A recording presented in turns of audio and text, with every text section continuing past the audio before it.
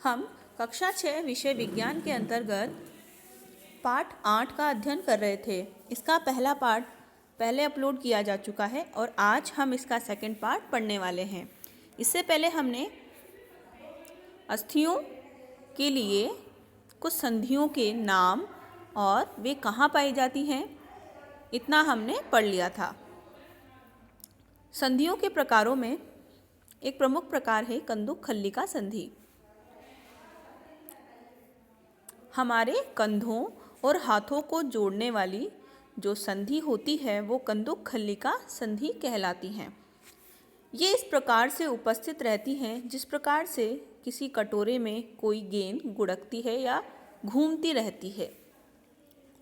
अस्थि का एक सिरा इस कटोरे नुमा आकार में धंसा हुआ रहता है और चारों दिशाओं में गति करने के लिए और उसे घुमाने के लिए कार्य करता है। इसी वजह से हम अपने कंधों और पैरों को एक दिशा में चारों ओर घुमा सकते हैं।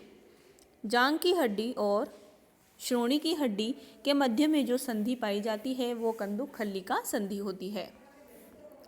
अगली संधि है धुराग्र संधि, जो गर्दन और सिर को जोड़ने वाली संधि है।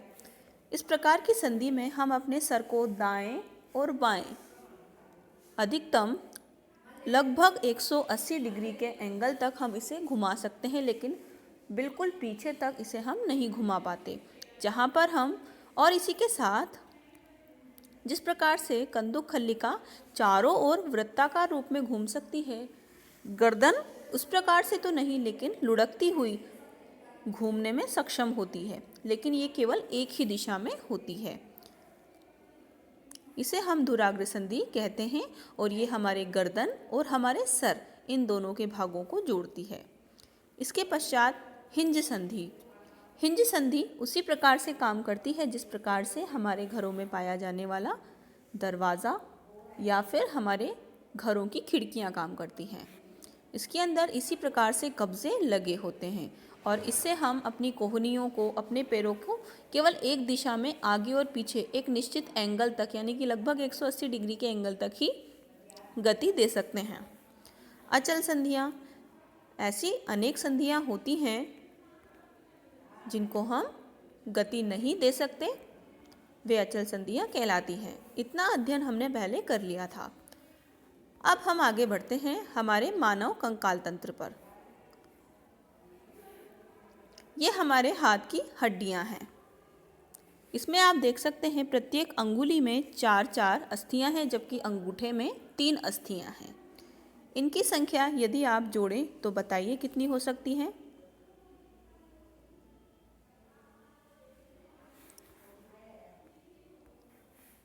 ये हमारा अस्थि पिंजर है जो हमारे वक्ष यानी कि हमारे सीने को सुरक्षित रहता है। यह विशेष रूप से मुड़ी हुई रहती है और हमारे सीने की जो अस्थि है वो मेरुदंड यानी कि इसके पिछले भाग, इस भाग से जुड़ कर के इसे एक बॉक्स के रूप में बदल देती है। इस प्रकार से ये कन्वर्ट हो जाते हैं माना कि जिस प्रकार से कोई पिंजरा होता है। इसके अंदर हमारा हृदय, हमारा दिल, फेफड़ा आदि सुरक्षित रहते हैं। इसके दोनों ओर लगभग 12-12 पसलियाँ होती हैं। इनकी कुल संख्या 24 होती है और हमारे शरीर के महत्वपूर्ण अंग इसमें सुरक्षित रहते हैं। अपने कुछ मित्रों को हम बिना घुटने मोड़ करके और अपने पाँवों को, उंगलियों को छूने को कहेंगे। जब वो पूरा झुक जाए तो उसके पीठ पर अपनी हाथ को गर्दन से लेकर के और नीचे तक की ओर आप मूव करें, उसके ऊपर हाथ को फिराएं। आप देखते हैं कि हमें छोटी छोटी हड्डियों या अस्थियों से बनी हुई संरचना का आभास होता है। इसे हम कशेरुका कहते हैं। ये बिल्कुल चित्र में दर्शाए अनुसार ही होती हैं। इसे हम कशेरुका या मेरुदंड कहते हैं। इसमें कुल 33 कशेरुकाएँ होती हैं और इसी के साथ ये जो हमारा वक्षपिंजर है वो आगे की ओर फिक्स्ड होता है, जुड़ा हुआ रहता है। यदि ये इतने अलग अलग 33 कशेरुकाओं से मिलकर नहीं बनी होती तो हमारा जो शरीर है वो बिल्कुल ही सीधा खड़ा रहता। हम झुकने में, मुड़ने में या अपने आप को झुकाने में सक्षम नहीं होते। चित्र में जो दिख रहा है वो हमारी श्रोणि की अस्थियां हैं, जो हमारे कमर और पैर इन दोनों को जोड़ने का काम करती हैं। इसके मध्य में जो अस्थि है उसके बारे में आप जानते हैं, अभी अभी हमने पढ़ा, वह कंदुक कल्लिका संधि है।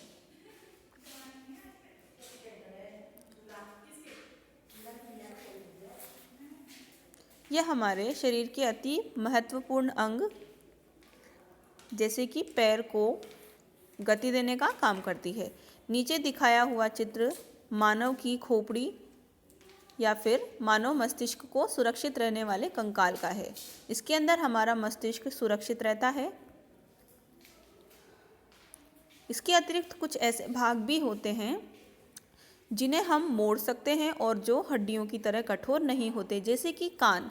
कान की जो ऊपरी भाग हैं, बाहरी भाग है, वो लचीले होते हैं। इन्हें हम उपास्थियां कहते हैं। इन्हें मोड़ा जा सकता है और इनको छूने पर ये कठोर नहीं लगते। हमारी नाक के ऊपर का जो भाग है वो भी इसी का उदाहरण है। अब आप अपने हाथ को मुट्ठी बना करके और ऊपर की ओर कंधे के पास लाने का प्रयास करें, जैसा कि चित्र में दिखाया है। आप देखते हैं जब आप अपनी मुट्ठी को इस प्रकार से बांध करके अपने कंधे के पास लाते हैं तो आपके कंधे और कोहनी के बीच का जो मांस है वो फूल जाता है। सीधा करने पर यह पुनः पहले वाले आकार का हो जाता है। ये जो उभरा हुआ भाग है उसे हम पेशी कहते हैं। इसे संकुचित करने के कारण ये उभर कर और पेशियों के रूप में आ जाती है और इसी के कारण हम लोग के जो हाथ हैं उनमें मसल्स बन पाते हैं।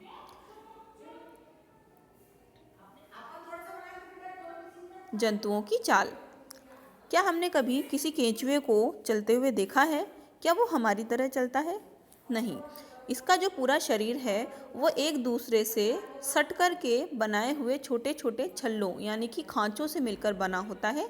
इसमें कोई हड्डी नहीं होती, लेकिन इसमें आगे बढ़ने के लिए ये अपने एक भाग को आगे की ओर मूव करता है, जबकि जो पीछे वाला भाग है वो आगे की ओर गति करता है। यानी कि यह अपने शरीर को दबाता और खींचता इस प्रकार से करता हुआ और आगे तक बढ़ जाता है। इसी प्रक्रिया से केंचुए गति करने में सक्षम होते हैं। घोंघा। घोंघे के ऊपर एक विशेष प्रकार का कवच होता है। ये हड्डियों से तो मिलकर नहीं बना होता, लेकिन यह इसको सुरक्षा अवश्य प्रदान करता है। इसमें एक मांसल संरचना और सिर और पैर होते हैं। इसकी संरचना, जो इसके पैर होते हैं, वो दृढ़ पेशियों का बना होता है और इन पेशियों के सहारे ही ये लहरदार यानी कि कुछ इस प्रकार की, यानी कि इस प्रकार की घूमती हुई सी गति में ये आगे बढ़ता है। तिलचट्टा। तिलचट्टा जमीन पर चल सकता है, दीवार पर चढ़ सकता है, वायु में उड़ने में सक्षम होता है। इसमें 3 जोड़ी पैर होते हैं और इसका जो बाहरी कंकाल है यानी कि बाहरी आवरण है वो एक कठोर कवच से ढका हुआ रहता है। इसके जो पैर हैं उसकी पेशियां बहुत मजबूत होती हैं, जो उसको तेज गति से चलाने में और उड़ते समय उसकी रक्षा करने में उसकी सहायता करती हैं। पक्षियों का कंकाल हम चित्र में देख सकते हैं। इनकी हड्डियां खोखली होती हैं और मजबूत होती हैं। इनका कंधा बहुत मजबूत होता है क्योंकि इन्हें उड़ने में सक्षम बनाता है। इनकी जो पेशियां हैं वो इनके हड्डियों को या पेशियों को जकड़ने के लिए विशेष रूप से रूपांतरित होती हैं। इनके पैर चलने और बैठने के लिए अनुकूलित हो जाते हैं, जबकि इनके अग्र जो हाथ हैं, अग्र हाथ, वो पंखों में रूपांतरित हो जाते हैं। मछली का शरीर धारा रेखित होता है, अर्थात कुछ इस प्रकार का शेप इसमें पाया जाता है। ये जो शेप है इसे हम धारा रेखित शरीर कह सकते हैं और इसीलिए नाव भी इसी प्रकार के आकारों में बनाई जाती है, क्योंकि इससे पानी आसानी से कट जाता है और मछली की गति बढ़ जाती है, उसे तैरने में सक्षम बनाता है। इसकी विशेष आकृति के कारण जल इधर उधर निकल जाता है और मछली अपने शरीर को आसानी से पानी में हिला सकती है और तैरने में सक्षम रखती है। इसके पीछे की जो पूंछ है वो पानी को पीछे से झटकती हुई आगे और पीछे की ओर गति करने में इसकी सहायता करती है।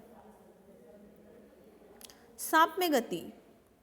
सांप अपने शरीर के वलय बनाता है, यानी कि इस प्रकार से वह घूमता है, एक लहर बनाता है और लहर के समान आकार बनाता हुआ ये रेंगता हुआ चलता है। जब ये चलता है तो ये इस प्रकार की लहर बनाता हुआ चलेगा, लेकिन सरल रेखा में बिल्कुल नहीं चलेगा।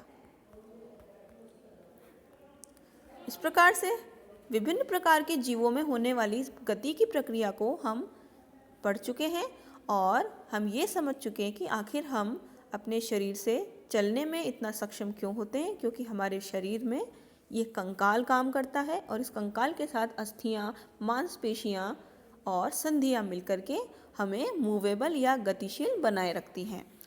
यह पाठ आपका समाप्त होता है। इस पाठ के जो संबंधित प्रश्न उत्तर हैं हमें अपनी कॉपी में अवश्य करने हैं। धन्यवाद।